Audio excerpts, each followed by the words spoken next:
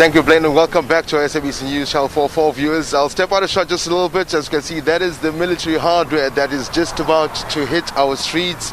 We heard the Commander-in-Chief yesterday tell South Africans that if you're inciting any things from what you've seen during the week, you will be brought to justice. And we heard the call to bring in reinforcements. We heard that the South African National Defence Force will be out in the streets to assist the South African police services. We heard the Commander-in-Chief speaking about an additional 25,000 boots on the grounds that we're expecting to try and quell the violence that we've seen across the country over the past couple of weeks. And as I said earlier, when you were joining us, when driving past towards the office, the SABC, we ran across, of course, the Lord's Ground military base, and we stopped and asked, of course, and Major General Patrick Dube is now joining us live, Blaine. Major General, thank you very much indeed for speaking to SABC News. We heard the Commander-in-Chief yesterday saying we need to bring back our South Africa. It belongs to all of us. And the message was sent, and we saw you earlier sending your officers out to protect South Africa's interests, sir. Yes, indeed.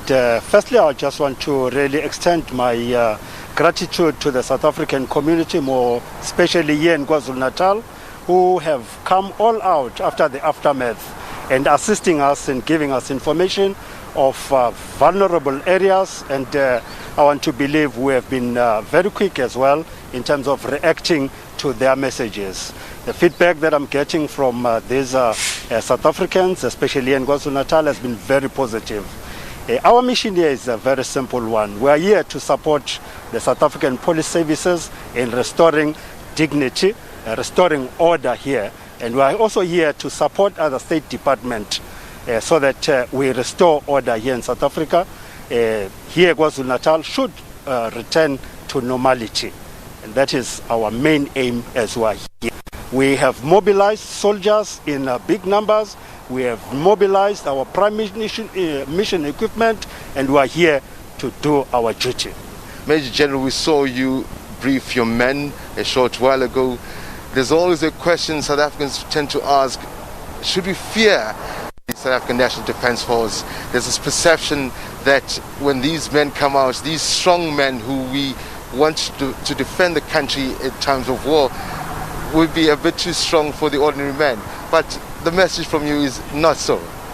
We are South Africans. We are members of the South African National Defence Force. We are also part of the community of South Africa. They should not fear us at all. We are here to restore order. And I know South Africans do also respect order. So the South African National Defence Force is a people's defence force.